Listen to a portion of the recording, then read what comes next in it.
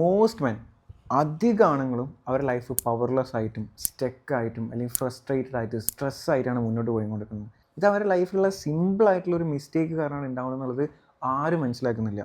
അതൊരിക്കലും നിങ്ങൾ ജോബ് ചെയ്യുന്ന നിങ്ങളെ കമ്പനിയോ അല്ലെങ്കിൽ നിങ്ങളെ ഗവൺമെൻറ്റോ നിങ്ങളെ പാരൻസോ നിങ്ങളെ വൈഫ് ഇതൊന്നുമല്ല. It's simply your mind set. ഇതാണ് നിങ്ങളെ ഈ മൊത്തം പ്രശ്നങ്ങൾക്കുള്ള കാരണം. ഇനി അടുത്ത കുറച്ച് മിനിറ്റിലേക്ക് ഞാൻ പറയാൻ പോകുന്ന കാര്യങ്ങൾ ശ്രദ്ധിച്ച് കേട്ട് അത് നിങ്ങളുടെ ലൈഫിൽ നിങ്ങൾ അപ്ലൈ ചെയ്യുകയാണെന്നുണ്ടെങ്കിൽ നിങ്ങളെ മൈൻഡ് സെറ്റ് നിങ്ങൾക്ക് കൺട്രോൾ ചെയ്ത് ഞാൻ ഈ പറഞ്ഞ ഫ്രസ്ട്രേറ്റഡ് സ്ട്രെസ്സ് ബാക്കി എല്ലാ പ്രശ്നവും നിങ്ങൾക്ക് നിങ്ങളുടെ ലൈഫിൽ നിന്ന് എടുത്ത് ഒഴിവാക്കാൻ പറ്റും. സോ നിങ്ങളിവിടെ ആദ്യമായിട്ടാണെന്നുണ്ടെങ്കിൽ എൻ്റെ പേര് നിഷാൽ എന്നാണ്. മൈൻഡ്, മണി, മാനർ, മൂവ്മെൻറ്റ് എന്നീ 4 കാര്യങ്ങളെ പറ്റിയാണ് നമ്മൾ ഈ ഒരു ചാനൽ സംസാരിക്കുന്നുണ്ടാവുക. സോ ഇന്ന് നമ്മൾ സംസാരിക്കാൻ പോകുന്നത് മൈൻഡും മാനറും കമ്പൈൻ ചെയ്തിട്ടുള്ളൊരു വീഡിയോ ആണ്. So without wasting any time let's begin. Brutally പറയുകയാണെന്നുണ്ടെങ്കിൽ most of the mens are very weak. അത് എന്തുകൊണ്ടാണെന്ന് വെച്ചാൽ ഞാൻ പറഞ്ഞത് ജസ്റ്റ് ഫിസിക്കൽ വീക്കല്ല ഞാൻ പറഞ്ഞത്. ഫിസിക്കലി, മെൻ്റലി, ഇമോഷണലി, ഫൈനാൻഷ്യലി ഇതിൽ ഏതെങ്കിലും ഒരു ഏരിയയിൽ നിങ്ങൾ എന്തായാലും വീക്കായിരിക്കും. അവർ ഇമോഷൻസിൽ അവർക്ക് ഒരു കൺട്രോളും ഇല്ല. അവർക്ക് എല്ലാത്തിനും കംപ്ലയിൻസാണ്. എന്ത് പറ്റി കഴിഞ്ഞാലും അടുത്ത ആളെ തലയിലേക്ക് ഇടുക. ഈ ഒരു കോൺസെപ്റ്റാണ് എല്ലാ ആൾക്കാർക്കും. അതായത് എന്തെങ്കിലും ഒരു മിസ്റ്റേക്ക് പറ്റി കഴിഞ്ഞാൽ ആ ഒരു പ്രശ്നത്തിലേക്ക് പോകും. നിങ്ങളെ ജോബിൽ എന്ത് പ്രശ്നം പറ്റി കഴിഞ്ഞാൽ അത് ആ കമ്പനീൻ്റെ പ്രശ്നം. നിങ്ങളെ റിലേഷൻഷിപ്പിൽ എന്ത് പ്രശ്നം പറ്റി കഴിഞ്ഞാലോ അത് ആ പെണ്ണിൻ്റെ പ്രശ്നം. നിങ്ങളെ ഷേപ്പ് അതാണെന്നുണ്ടെങ്കിൽ നിങ്ങൾ ജെനറ്റിക്സ് എന്ന് പറയും. ഇത് പള്ള ചാടി കഴിഞ്ഞാൽ ജെനറ്റിക്സ് എന്ന് പറയും. ഇതാണ് കംപ്ലീറ്റ് പറഞ്ഞിരിക്കുന്നത്. ഇതുവരെ ഞാനത് റെഡിയാക്കാത്തതിനെ കൊണ്ടാണ് അല്ലെങ്കിൽ ഞാൻ റിലേഷൻഷിപ്പിൽ നന്നാവാത്തതിനാണ് ഇതൊന്നല്ല പറഞ്ഞുകൊടുക്കുന്നത്. ഇതൊക്കെ അടുത്ത ആളടുത്തേക്ക് നമ്മൾ ഇൻറ്റൻഷനലി പറയുന്നതല്ല, നമ്മൾ അറിയാണ്ട് ചിലപ്പോൾ നമ്മൾ ഉള്ളിൽ തന്നെ വന്നു പോകുന്നതാണ്. നമ്മൾ അടുത്ത ആളിലേക്ക് ആ ഒരു പ്രോബ്ലം എന്താക്കി കൊടുക്കുന്നത്, ഷിഫ്റ്റ് ചെയ്ത് കൊടുക്കുകയാണ് അല്ലെങ്കിൽ മാറ്റി കൊടുക്കുകയാണ്. നിങ്ങൾക്ക് 100% പറയാൻ പറ്റുമോ നിങ്ങളെ ജോബിൽ നിങ്ങൾക്ക് എന്തെങ്കിലും ഫെയിലിയർ ഉണ്ടായിരുന്നെങ്കിൽ അത് 100% ആ കമ്പനിയുടെ പ്രശ്നം കൊണ്ടാണ്. ചിലപ്പോൾ ചില എക്സെപ്ഷൻ കേസുകൾ ഉണ്ടാകാം, എന്നാലും പറയാൻ പറ്റുമോ നിങ്ങൾക്ക് വയറ് ചാടി അല്ലെങ്കിൽ നിങ്ങളെ ഷേപ്പ് തീരെ പോരാ, ഈ പ്രശ്നങ്ങൾ കംപ്ലീറ്റ്ലി ജെനറ്റിക്സ് ആണെന്ന് പറയാൻ പറ്റും. ഇനി ഇൻ കേസ് ജെനറ്റിക്സ് ആണെങ്കിൽ പോലും അത് മാറ്റിയെടുക്കാൻ പറ്റില്ലേ? നമ്മൾ അതിനുവേണ്ടി ഹാർഡ് വർക്ക് ചെയ്തിട്ടല്ലേ. എന്നിട്ട് നമ്മൾ എന്താക്കുക, നേരെ അടുത്ത ആൾക്ക് അല്ലെങ്കിൽ അത് കാരണമാണ് ഇത് കാരണമാണ് അതിങ്ങനെ മാറ്റിക്കൊണ്ടിരിക്കുകയാണ്.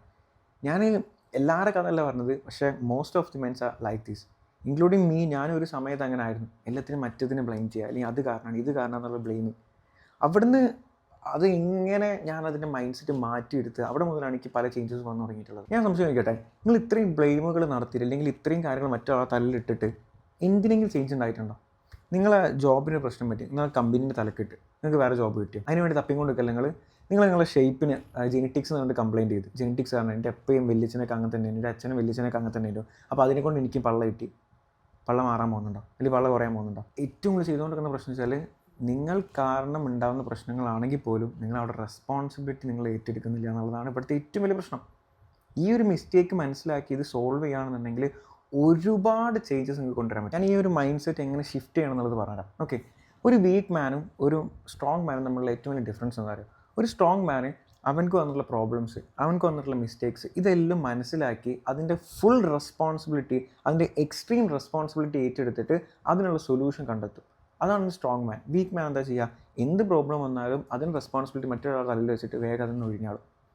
ഈ 2 ഡിഫറൻസ് മനസ്സിലാക്കി ഒരു സ്ട്രോങ് മാനാവാൻ നിങ്ങൾ റെഡി ആവുന്നുണ്ടെങ്കിൽ അതെങ്ങനെ മാറ്റാൻ എന്നുള്ളത് ഞാൻ പറഞ്ഞുതരാം. നിങ്ങളെ മൈൻഡ് സെറ്റിൽ ചേഞ്ച് ചെയ്യേണ്ടത് എങ്ങനെ അറിയോ?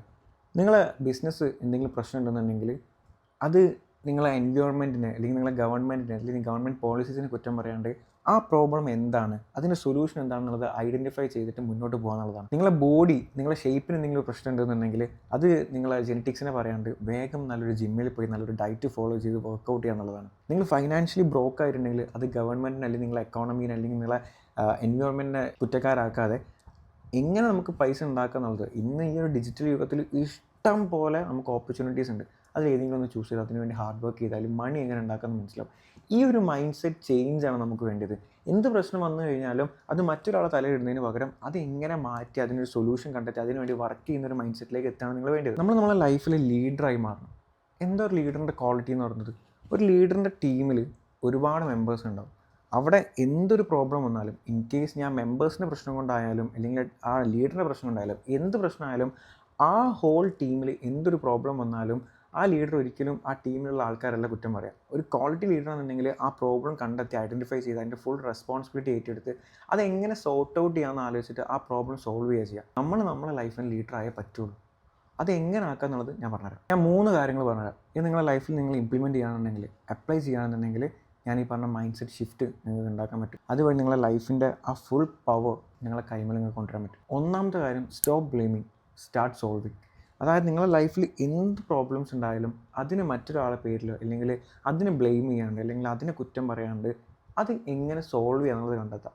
നിങ്ങൾക്ക് നിങ്ങളെ ഷേപ്പ് പ്രശ്നമാണെന്നുണ്ടെങ്കിൽ അത് മറ്റുള്ള ആൾക്കാരെ കുറ്റം പറയാണ്ട് എന്തുകൊണ്ട് എനിക്ക് ഇന്ന് തന്നെ ഒരു ജിമ്മിന് ജോയിൻ ചെയ്തുകൂടാ, എന്തുകൊണ്ട് എനിക്ക് ഒരു ഡയറ്റ് നല്ലത് ഫോളോ ചെയ്തിടാ, ഇങ്ങനെ ആലോചിക്കാൻ തുടങ്ങണം. ഏതൊരു മൊമെൻറ്റിൽ നിങ്ങൾക്ക് ഐ കാൺട്ട്, എനിക്ക് കഴിയില്ല എന്നുള്ളൊരു സിറ്റുവേഷൻ വരികയാണെന്നുണ്ടെങ്കിൽ ആ സമയത്ത് നിങ്ങൾ തിങ്ക് ചെയ്യണത് ഹൗ ക്യാൻ ഐ എന്നാണ്, എങ്ങനെ എനിക്കത് നേടാമെന്നാണ് നിങ്ങൾ തിങ്ക് ചെയ്യേണ്ടത്. നിങ്ങൾ ബ്രോക്കാണ് അല്ലെങ്കിൽ നിങ്ങൾ ദാരിദ്ര്യത്തിലാണെന്നുണ്ടെങ്കിൽ നിങ്ങൾ അവിടെ ഞാൻ ദാരിദ്ര്യത്തിലാണ്, ഞാൻ അത് കാരണം ദാരിദ്ര്യത്തിലാണ്, ഞാൻ ഇത് കാരണം ദാരിദ്ര്യത്തിലാണ്, ഇങ്ങനെ തിങ്ക് ചെയ്യുന്നതിന് പകരം എന്ത് സ്കില്ല് നേടിയാലാണ് അല്ലെങ്കിൽ എന്ത് സ്കില്ല് പഠിച്ചാലാണ് എനിക്ക് മണി ഉണ്ടാക്കാൻ പറ്റുക, ഇങ്ങനെ തിങ്ക് ചെയ്യുക. ഈ ഒരു മൈൻഡ് സെറ്റ് ഷിഫ്റ്റ്, അതായത് ബ്ലെയിമിങ് സ്റ്റോപ്പ് ചെയ്തിട്ട് സോൾവിങ് സ്റ്റാർട്ട് ചെയ്യുകയാണെന്നുണ്ടെങ്കിൽ നിങ്ങളുടെ ലൈഫിൽ നല്ലൊരു ചേഞ്ച് കൊണ്ടുവരാൻ പറ്റും. രണ്ടാമത്തെ കാര്യം, control your emotions like a man. Most of weak mens അവരെ എന്ത് പ്രോബ്ലം വരുമ്പോഴും അവർ ഇമോഷൻസിന് അവരോട് തുറന്നു വിടും. അവർ പെട്ടെന്ന് ആംഗ്രി ആവും, അവർ പെട്ടെന്ന് ജലസ് ആവും, അവരെല്ലാത്തിനും പെട്ടെന്ന് റിയാക്ട് ചെയ്യും, ചാടി എടുത്തിട്ട് അങ്ങോട്ട് ഓവർ റിയാക്ട് ഒക്കെ ചെയ്താലും ആ സമയത്ത് നിങ്ങളെ മൈൻഡിലേക്ക് നിങ്ങളുടെ ഇമോഷൻസ് എങ്ങനെയാണ് വരേണ്ടതെന്ന് വെച്ചാൽ കാം ആവുക, ഒന്ന് പോസ് ചെയ്യുക, അതിന് തിങ്ക് ചെയ്തിട്ട് അതിനെ കളക്ട് ചെയ്ത് പ്രോബ്ലംസ് സൊല്യൂഷൻസ് ഒക്കെ മൈൻഡിൽ മനസ്സിലാക്കിയതിന് ശേഷം മാത്രം റിയാക്ട് ചെയ്യുക. ഓടിച്ചാടി നിങ്ങളെ ഇമോഷൻസിനോട് തുറന്നു വിടല്ല വേണ്ടത്. ഇനി നിങ്ങളുടെ ലൈഫിൽ എന്തെങ്കിലും പ്രോബ്ലം വരുന്ന സമയത്ത് ഇമോഷൻസിനെ മുമ്പോട്ട് കൊണ്ട് തുറന്നു വിടുന്നതിന് പകരം ആ പ്രോബ്ലം എന്താണെന്നുള്ളത് കറക്റ്റ് ഐഡൻറ്റിഫൈ ചെയ്ത് അതിൻ്റെ സൊല്യൂഷൻ കണ്ടെത്തിയതിന് ശേഷം മാത്രം റിയാക്ട് ചെയ്യുക. റിയാക്ട് ചെയ്യുന്നതിന് മുമ്പായിട്ട് നിങ്ങൾ ആലോചിക്കുക, ഞാനിത് റിയാക്ട് ചെയ്ത് കഴിഞ്ഞാൽ ഇത് എൻ്റെ പ്രോബ്ലം സോൾവ് ചെയ്യുകയാണോ അതോ ഇന്ന് വീക്ക് ആക്കുകയാണോ, ഇത് നിങ്ങൾ എപ്പോഴും തിങ്ക് ചെയ്തോളാം. മൂന്നാമത്തെ കാര്യം, build an unbreakable work ethics. അതായത് നമ്മൾ എന്തെങ്കിലും ഒരു കാര്യം നേടിയെടുക്കാൻ വേണ്ടിയിട്ട് നമ്മളവിടെ നമ്മളെ മോട്ടിവേഷൻ അല്ലെങ്കിൽ ഒരു വീഡിയോ കണ്ട് മോട്ടിവേറ്റഡ് ആവുക, ഇതൊന്നിനല്ല അവിടെ ഇമ്പോർട്ടൻസ്. അവിടെ ഇമ്പോർട്ടൻസ് നിങ്ങളെ ഹാർഡ് വർക്കിനും നിങ്ങളെ ഡിസിപ്ലിനുമാണ്. നിങ്ങൾ ഡിസിപ്ലിൻഡായി എന്തെങ്കിലും ഒരു കാര്യത്തിന് വേണ്ടി ഹാർഡ് വർക്ക് ചെയ്യാൻ റെഡിയാണെന്നുണ്ടെങ്കിൽ എന്തൊരു പ്രോബ്ലം നിങ്ങളെ കൺട്രോളിൽ കൊണ്ടുവരാൻ പറ്റും. നിങ്ങൾ ഈ പറഞ്ഞ കാര്യങ്ങളൊക്കെ സോൾവ് ചെയ്യണമെന്നുണ്ടെങ്കിൽ അതിനുവേണ്ടി നിങ്ങൾ എന്തായാലും ഹാർഡ് വർക്ക് ചെയ്തേ പറ്റുള്ളൂ. ഡിസിപ്ലിൻഡായിട്ട് അതിനുവേണ്ടി ഹാർഡ് വർക്ക് ചെയ്യുക. അത് 24 hours അതിന് മുകളിൽ കൊടുക്കണം എന്നല്ല പറയുന്നത്. അതിൽ കൊടുക്കുന്ന ആ സമയം ഡിസിപ്ലിൻഡ് ആയിരിക്കണം, അതിൽ കൊടുക്കുന്ന ആ സമയം ഹാർഡ് വർക്ക് ആയിട്ട് നിങ്ങൾ ചെയ്തോളാം. ഒരു നല്ലൊരു ഗോൾ സെറ്റ് ചെയ്യുക, ഒരു പ്ലാൻ ഉണ്ടാക്കുക, നല്ല കിടിലായിട്ട് അത് എക്സിക്യൂട്ട് ചെയ്തോളാം.